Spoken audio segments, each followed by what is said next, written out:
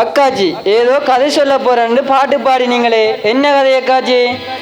ஓ அதுவா, அது ஒரு குழந்தையின் கதை. சொல்லுறேன் கேளுங்க. நீ சொன்னா என்ன விட்டா என்ன? அட மாண்டு, நீ சும்மா இரு. சொல்லுங்க அக்காச்சி நீங்க கதைய. ஜூதேயாவின் நாட்டினிலே மரியா என்னும் பெயருடனே கன்னி ஒருத்தி இருந்தாளாம், கடவுள் கஞ்சி வாழ்ந்தாளாம். ஜூதேயாவின் நாட்டினிலே மரியா என்னும் பெயருடனே கன்னி ஒருத்தி இருந்தாளாம், கடவுள் கஞ்சி வாழ்ந்தாளாம். புனிதம் நிறைந்த மரியாவை குழந்தை இயேசுவின் தாயாக இறைவன் தேர்ந்து கொண்டாராம், தீமையில் நின்று காத்தாராம். யூதேயாவின் நாட்டினிலே மரியா என்னும் பெயருடனே கன்னி ஒருத்தி இருந்தாளாம், கடவுள் கஞ்சி வாழ்ந்தாளாம். அக்காச்சி, எனக்கு ஒரு சந்தேகம். உனக்கு எப்பவும் சந்தேகம்தான். சரி கேட்டதுல ஆண்டவர் மரியாவை தெரிந்தெடுத்தது என்றால் எப்படி அக்காச்சி தெரிந்தெடுத்தவர்? அதுதானே, ஆண்டவர் என்ன லொத்தர போட்டவர். அது மரியாவுக்கு எப்படி தெரிய வந்துச்சு? அவருக்கு தெரிஞ்சா என்ன விட்டா என்ன? ஆனா இந்த லூசப்ப அப்பன் சொன்னானத விட்டுட்டு வர சொல். சரி சொல்றேன் கேளுங்க. வானத்தில் இருந்த கபிரேயல் தூதனை, வானத்தில் இருந்த கபிரேயல் தூதனை ஆண்டவர் அனுப்பி வைத்தார் மரியிடம். ஆண்டவர் அனுப்பி வைத்தார் மரியிடம். மங்களம் சொல்லிட தூதரு மண்ணகம், மங்களம் சொல்லிட தூதரு மண்ணகம் இறங்கியே வந்து நின்றார் மரியிடம். இறங்கியே வந்து நின்றார் மரியிடம். அட, வானவர் பூமிக்கு வந்தவை அக்காச்சி. ஓமாம், அவற்ற பேர் கபிரியேல் வானதூதர். அப்ப இந்த வானதூதர் வந்து மரியாவுக்கு என்ன சொன்னார்? அவர் சொன்னா என்ன விட்டா என்ன? விட்ட வேண்டாம். உனக்கு அக்காச்சி நீங்க சொல்லுங்க அது. அஞ்சாதே பெண்ணே நீ அருள் நிறைந்தவள் நீரே, அஞ்சாதே பெண்ணே நீ அருள் நிறைந்தவள் நீரே, ஆண்டவர் உம்மோடு இருக்கின்றார். ஆண்டவர் உம்மோடு இருக்கின்றார். ஆண் குழந்தை ஒன்றை பெற்றெடுப்பாய் நீயே,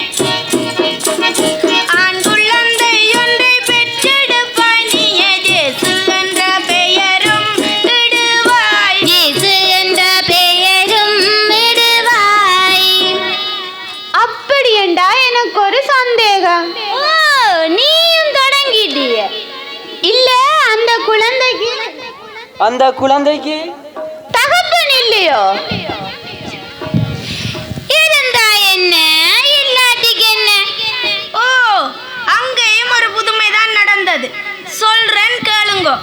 தூய நல்லாவியால் கருவுற்ற இயேசுவை, தூய நல்லாவியால் கருவுற்ற இயேசுவை மடியினிலே சுமந்தார் மரியா. மடியினிலே சுமந்தார் மரியாம். உற்ற துணையாக இருந்திட யோசேப்பை, உற்ற துணையாக இருந்திட யோசேப்பை திருக்குடும்பத்தினிலே அமர்த்தினார். குடும்பத்தினிலே அமர்த்தினார். அதுதான் நான் பார்த்தேன். இப்ப பார்த்துட்டியே. ஓ, அக்காச்சி, நீங்க சொல்லுங்க கதைய. காலம் வந்தபோது மரியா குழந்தையை பெற்றெடுத்தாள். பெத்தா என்ன விட்டா என்ன? விடுவன் இப்ப உனக்கு. அக்காச்சி சொல்லுங்க நீங்க. குழந்தையை பெற்றெடுத்த போது மரியாவையும் யோசேப்பையும் தவிர வேறொருத்தரும் அங்க இருக்கல. அப்ப குழந்தையை தாளாட்ட அங்க யாரும் இல்லையா? அதுதான் நடக்கல. அப்ப யார் வந்து குழந்தையை தாளாட்டினதா அக்காச்சி? சரி சொல்றேன் கேளுங்க.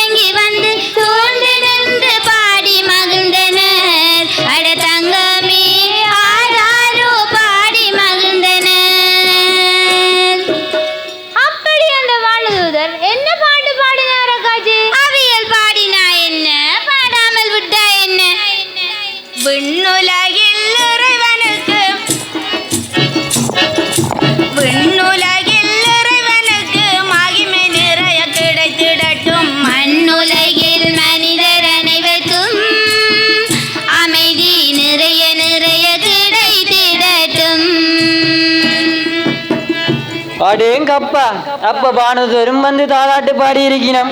ஓமாம், இதுக்குள்ள இடியிறங்கிய வந்தவி என்று மலை கேள்வியில படிச்ச ஞாபகம் கிடக்கு. அட அப்படியும் இருக்கு உனக்கு. ஓமாம், யார் அந்த இடியர்கள் என்றால் உங்களுக்காய் குழந்தை ஒன்று பிறந்துள்ளது. ஆண்டவரான் இயேசு என்னும் மீட்பரேயவர். உங்களுக்காய் குழந்தை ஒன்று பிறந்துள்ளது. ஆண்டவராம் இயேசு என்னும் மீட்பரே அவர்.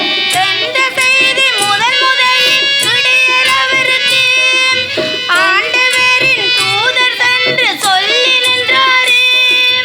என்ற செய்தி முதலில் இடையர் அவருக்கு ஆண்டவரின் தூதர் சென்று சொல்லி நின்றாரே. இடையர் அவரும் துள்ளி எழுந்து விரைந்து சென்றாரே. இடையர் அவரும் துள்ளி எழுந்து விரைந்து சென்றாரே. தம் ஆடுகளை பரிசளிக்க பணிந்து நின்றாரே. அட இதுவல்லவோ கிடைப்பு. அக்காச்சி, இந்த பாலங்குடில் வைக்கிற தொட்டிலுக்கு மேலே ஸ்டார் உண்டு வைப்பாங்களே, அதுக்கு ஒரு பாலும் வைப்பாங்களே, அது என்னத்துக்கு வைக்கணும்? அட அது வச்சா என்ன விட்டா என்ன? ஓ, வானவெள்ளி வழி நடத்த 3 அரசர்கள் கீழ்த்திசையில் இருந்து இயேசை காண வந்தார்கள். வானவெள்ளி வழி நடத்த 3 அரசர்கள் கீழ்த்திசையில் இருந்து இயேசை காண வந்தார்கள். பரிசுகளும் தங்களோடு கொண்டு வந்தார்கள். பரிசுகளும் தங்களோடு கொண்டு வந்தார்கள். கண்டபோது ஐயோ வானவெள்ளி மறைந்து போனதோ. அம்மாடியோ, பிறகு என்னாச்சக்காச்சி? என்ன ஆச்சா? சாத்தான் விளையாடத் தொடங்கினான். அவன் விளையாடினா என்ன, விளையாடாமல் விட்டா என்ன? உன்னது லாஸ்ட் வார்னிங். இனி இந்த கதை கதைச்சு வால்வெள்ளி மறைந்து போக வழிய தெரியாது தவித்தனர் அரசர்கள். ஐயோ, பிறகு அருகிலே தெரிந்தது மாளிகை ஒன்று. மகிழ்வுடன் நுழைந்தனர் வலியதை அறிந்திட. நுழைந்த அம்மாளிகையோ ஏரோது அரசன் என்று அறியாது நுழைந்தனர். மன்னனப்ப வழியை காட்டியிருப்பான் தானே? காட்டினான் வழியை மன்னன். ஆனால் ஆனால் என்ன அக்காச்சி பயமா கிடக்கு? 3 அரசர்களும் உள்ளே சென்று ஏரோது அரசனிடம் யூதர்களின் அரசர் இங்கு பிறந்துள்ளார் என்று அறிந்த நாங்கள் வாழ்வள்ளி வழி நடத்த அவரை வணங்க வந்தோம். திடீரென வாழ்வள்ளி மறைந்து போக உம்மிடம் நாங்கள் வந்தோம். தாயை கொண்டு உதவி செய்வீர். சென்று நாம் வணங்கிடுவோம். அவர்கள் உதவிதான கேட்டார்கள். உதில என்ன கிடக்கு? புதில கிடந்தா என்ன, அந்த ஆனந்தபுர சந்தில கிடந்தா என்ன? எனக்கு எதிராக இன்னொரு அரசனா கோபம் கொண்டான். பொறாமையில் நின்றான். திட்டம் திட்டினான் குழந்தையை கொன்றுவிட. சென்று நீராரது பேர், சென்று நீராரது பேர் இயேசுவை பெத்லகேம் நகரில். சென்று நீராராதிப்பீர் இயேசுவை பெத்லகேம் நகரில். அங்கேதான் பிறந்துள்ளார், அங்கேதான் பிறந்துள்ளார். எங்கள் மறைநூல்கள் சொல்கின்றன, மறைநூல்கள் சொல்கின்றன. இயேசுவை தொழுத பின்னர், இயேசுவை தொழுத பின்னர் எனக்கு வந்து நீர் சொல்லிடுவீர். இயேசுவை தொழுத பின்னர் எனக்கு வந்து நீ சொல்லிடுவீர். நானும் அவரை தொழ, நானும் அவரை தொழ விரைந்து பெத்லகேம் செல்வேன். பெத்லகேம் செல்வேன்.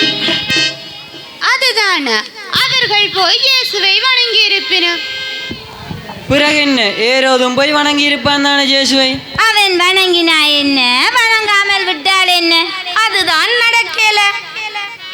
அப்ப 3 அரசர்களும் இயேசுவை சென்று வணங்கிவிட்டு வரும்போது, போகாதே போகாதே ஏரோதிடம் குழந்தையை கொன்றிட தேடுகின்றான்.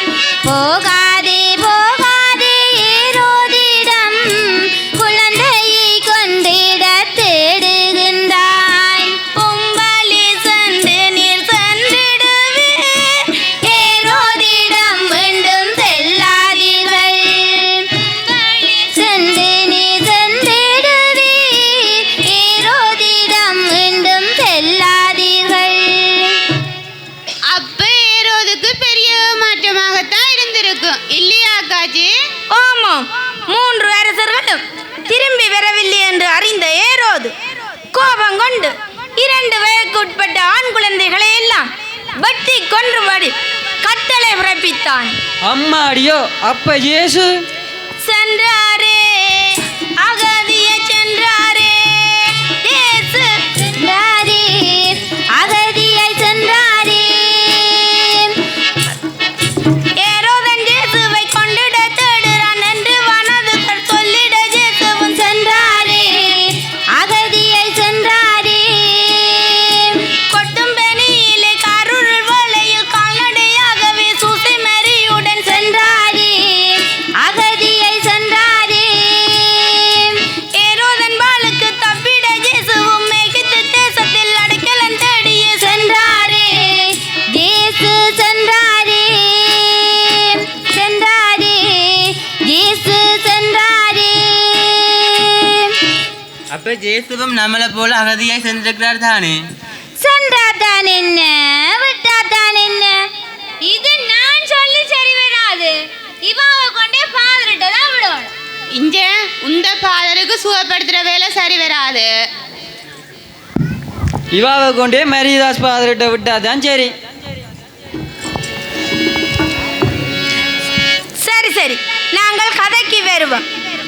ஏரோது இறந்த பின் இயேசு தன் பெற்றோருடன் நாசரேத்து என்னும் ஊரில் வாழ்ந்து வந்தார். எங்க வந்த நாசிரியத்து இருக்கா அக்காச்சி? உந்த கதைய அடுத்த வருஷ ஒளி விழாவில் வந்து கூறுறேன். இப்ப செபஸ்டியார் ஆலயத்தில் ஒரு சின்ன ஒரு திறப்பு விழா ஒன்று நடக்குதான். நாங்கள் அங்கேயும் போய் பார்த்துட்டு ஒருக்கா போவோம். என்ன? ஆமாம்.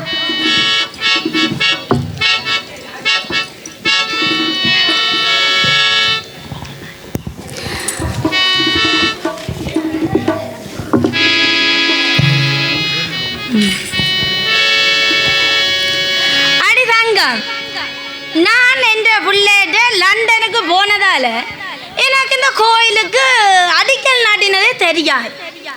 இந்த 5-6 சனத்துக்கு என்னதுக்கு இந்த பெரிய கோயிலை கட்டி கிடக்குது. ஒருக்கா சொல்லன்னு பாப்போம், இந்த கதையை கேட்போம். உனக்கு தெரியாத அந்த சம்பவம் அந்த முதல் இருந்த லியோ ஆம்ஸ்ட்ராங் ஃபாதர். ஆட அந்த மொட்டை ஃபாதர் அவரா? அவற்ற பேர் சொல்ற கொஞ்சம் கஷ்டம் தானே. ஆனா அவருக்கு சனத்துக்கு எல்லாம் நல்ல விருப்பம். அந்த ஃபாதர் இல்ல மொட்டை ஃபாதர்ன்னு சொன்னாலும் அவர் கோபிக்க மாட்டேன். அப்ப அவர் என்ன செய்தாருண்டா, கண் மூடி முழிக்கக்கூடியல இதுல ஒரு பொன்மெண்டே கட்டினே சிஸ்டர் அகளுக்கு பார்க்க ஆயர் வந்து திறக்க வரைக்குல ஏதோ அடிக்கல் நாட்டு விழாவாம. இப்பதான் ஒரு கண்டறியாத ஒரு அருட்பணி சபையா சனத்தை ஒன்னையும் கூப்பிடுறையில அந்த 5-6 பேரோட கூட்டத்தை கூடி முடிவு எடுக்கிறது. ஏன் சனத்தை கூப்பிட்டா சண்டையில் வந்துடும். ஃபாதர் மேலுக்கும் பிரச்சனை இல்லை தானே. சரியண்டு சந்தோஷமா சனமும் பார்த்தது. எங்கள்கிட்ட காசு இல்லை, ஃபாதர் ஏதோ முடிவெடுத்து அடிக்கல் நாட்டுதே, சரி பாப்பமண்டு ஒத்துழைக்க வலிக்கிட்டுதுங்க. அப்ப அவரை முடிச்சவர் இந்த கோயில அவர் அத்திவாரத்தை போட வலிக்கிட்டேர். அது அப்ப இருந்த அருட்பணி சபையும் சேர்ந்து அத்திவாரம் போட்டாச்சுது. அவர் கட்டி முடிப்பேன் எண்ணம் தான் அவருக்கு. திடீரென்று எல்லாம் ஆள் போட்டுது.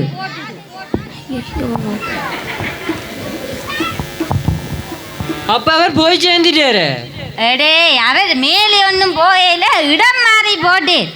அப்ப சரியண்டு சரியான கவலை ஃபாதருக்கு.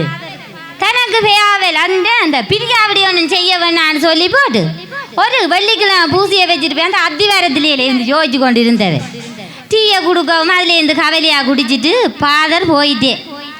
அப்ப அதுக்கு பிறகு அந்த தாடி பாதர் வந்தவர் தாடி பாதரு மரியதாஸ் பாதர்னு மரியாதையா சொல்லு. அதுதான் நான் லண்டனில் என்ற புள்ளியோட நின்றா எனக்கும் சரியான வருத்தம். இப்படி மரியதாஸ் பாதர் ஒரு ஆள் சுகப்படுத்துறாள் இருக்கிறேன்னு சொல்லி நான் லண்டனிலேயும் இருந்து ஓடோடி இஞ்ச வேற அந்த அங்கேயோ போட்டுதான் உடம்பேந்து. மரியதாஸ் பாதர் இருந்த காலத்துக்கு அதையும் நான் சொல்கிறேன் கேளு. என்ன செய்தா அந்த முன்னுக்கு ஒரு மாலை கேள்வியை லியோ பாதை தொடக்கிட்டு போக பின்னுக்கு எங்கிட்ட அந்த வயசு போன ரீனியம்மா இருக்கிறாதான சிஸ்டர் 2 பேருமா சேர்ந்து எங்கள்கிட்ட ஒரு காசும் பண்ணல பெரிய ஒரு மாலை கேள்வி கேட்டுட்டோம் பலனா 2 தொடக்கி விட்டுட்டு அவரும் ஆறுதலாக அந்த பிள்ளைகளுக்கு கல்விதான் முக்கியம் என்று போய்கொண்டிருந்தேன். திடீரென்று பார்த்தா பாதருக்கும் ஒரு மாற்றம் வந்துட்டு தான். பின்ன என்ன நடந்துச்சுண்டா அவசரமாக இருந்த அருட்பணி சபையோட எங்கட பங்கு மக்களோட உதவியோடையும் மேலே காண போச்சு எங்கட கோயில் கட்டிடம் கொண்டை விட்டுட்டு அவரும் இடம் மாறி போயிட்டே. அவருக்கு பிறகு அந்த சின்ன சுவாமி வந்தது சூறாவளி சிங்கம். ஓ சின்ன சுவாமியும் அவர் சின்னாக்கள் பெரிய கதை இல்லை எல்லாருக்கும் பேச்சு தான்.